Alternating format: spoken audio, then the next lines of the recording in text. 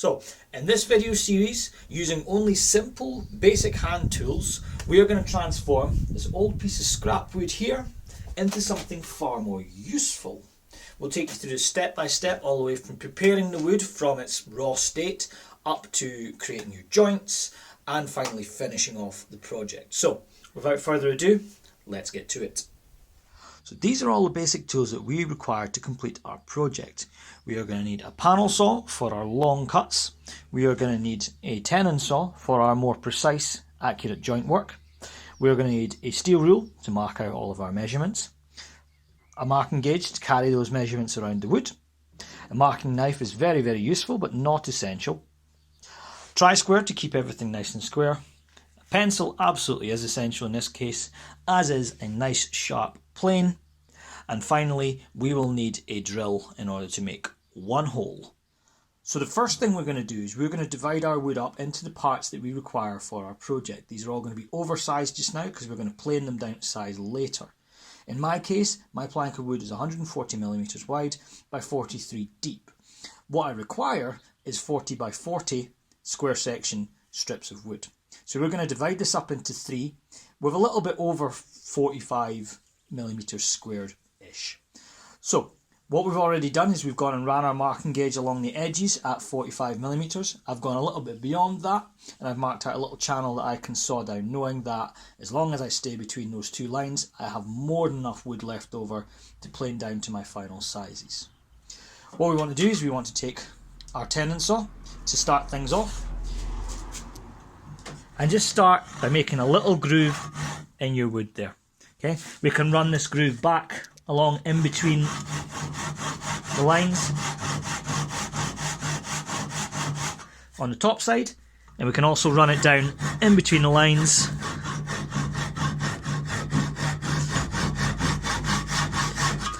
on the back side there.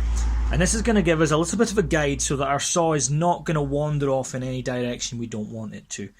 We are going to cut at 45 degrees following these two little grooves that we've got.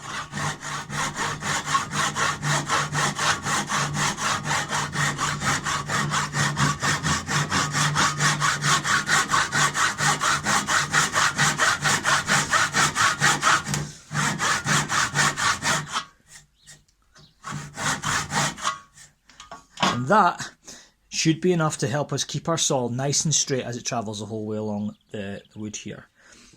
We're going to struggle to get all the way through it with just our tenon saw, so we're going to switch to our panel saw to finish off the job.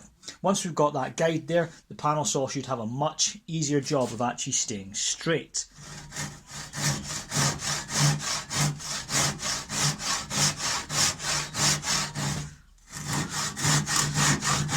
Again, same as we did with the tenon saw, make yourself a little bit of a track along the top here, make sure that you're going straight down the side here, and the back side should follow. You can check underneath the desk to make sure that you are following that line, and just adjust how you're sawing to make sure you don't wander too far off path. Like I said, these are oversized, so if I wobble off a little bit, doesn't matter, we're going to plane it down to size later anyway.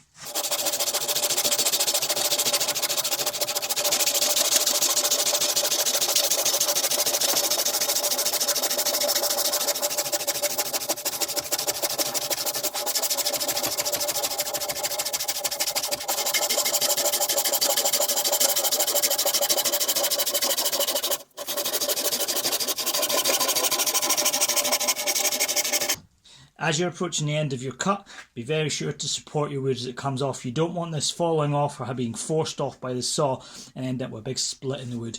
You want to make sure it's a nice, clean exit cut. So slow yourself down a little bit, support your work, and be ready for your finishing. So once we've rough cut our wood down to its rough sizes, which is about 45 square, 350 long for our cross halving that's going to go on the top, and 620 long for our four legs. We're going to want to start making this a bit of wood that we can work with accurately. So we're going to have to square this wood off, make it nice and flat and level on all sides. First thing we're going to need to do is have a look at the wood that we have and decide what is our best face that we are going to start with. Okay, I'm looking at this thinking I want to avoid knots. as best I can, and any sort of imperfections which might cause things to go astray. In our case, I think this is going to be our best side. So we'll start here first. So once we've selected our best side of our wood here, we're going to want to make this flat and level, and we're going to use our plane in order to do that. First things we're going to need to do before we go anywhere with the plane is make sure that the blade is razor sharp, because we have a lot of planing to do, and doing this with a dull blade is torture. So we want to make sure that our blade is nice and sharp. We want to make sure that it's level. We can do that using our adjustment lever at the back here. We want to make sure that it's only just protruding enough to take the tiniest little shaving off the wood here. We don't want to be taking massive great chunks. Using our adjustment wheel at the back here, we can make sure that we are only just starting to take the wood off and no more. The best way to do this, wind the wheel all the way back so that it doesn't take any wood off. Okay? So the moment the plane does not cut anything, we're going to wind it forward half a turn once we take the backlash out until it starts to cut again. No cut that time. Half a turn, half a turn. Now we're starting to cut. So that is as far as I want to take that out. Okay? If you take it any further than that, you're going to make yourself a whole lot more work. So let's start shaving this down.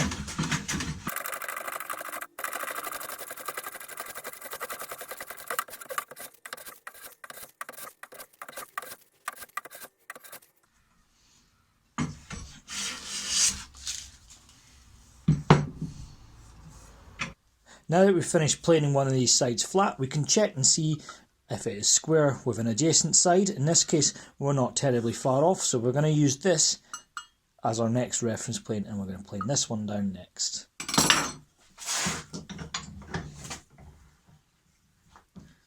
Again, we're only looking to take a small amount off at this moment in time.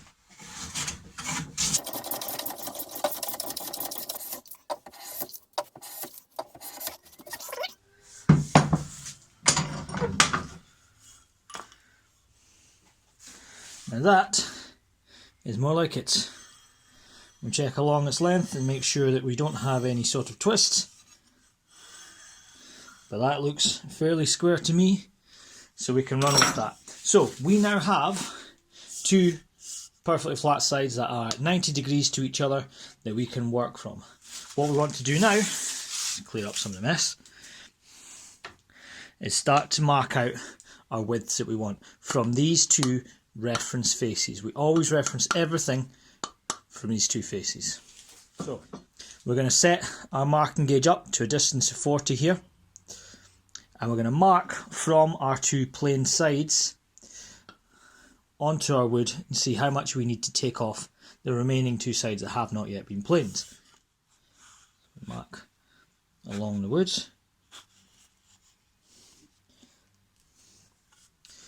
Over the ends.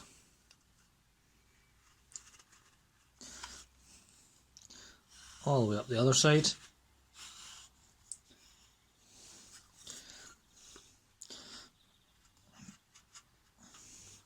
And all the way across there. So, from our original starting side, we've now measured 40mm up on two remaining sides here, so we can get this surface on the top planed down to the right level. Okay, because we have a mark on both sides of the wood, this should be level and parallel to this side here. Let's get to work.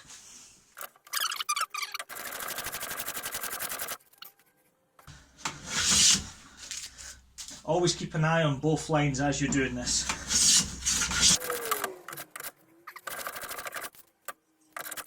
Okay, I think we're starting to maybe take a bit too much off, so I'm going to bring the blade back a little bit.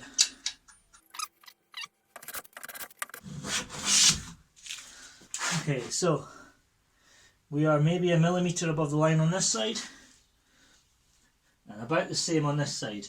When we get really close, you'll actually start to see the edges kind of flicking up a little bit, and that's where your marking gauge mark is, and you're just starting to get to that with the plane. So I'll run this through the middle. I'm going to slow things down now.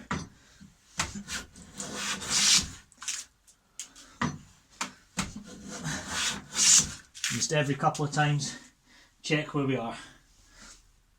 So a little bit more on this side. So I'm just going to move the plane over to this side a little bit more.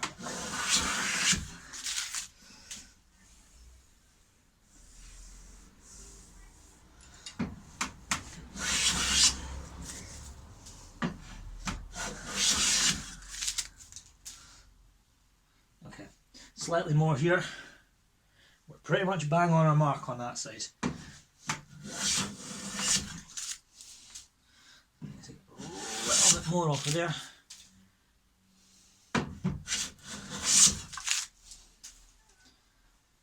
That's good. And this side, a tiny touch more.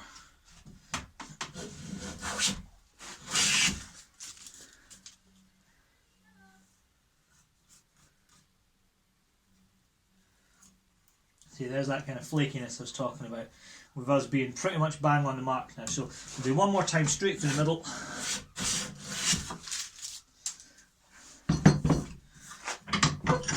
Now, that gives us these two sides perfectly parallel to each other. And last thing to do, say there's one side we've not yet planed, reference it from this side, which we know was square to our original side, and that will give us our final dimensions. Just the ends.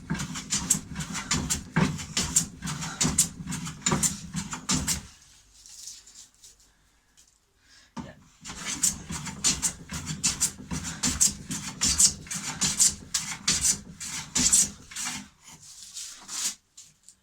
And there's tiniest little bit to do.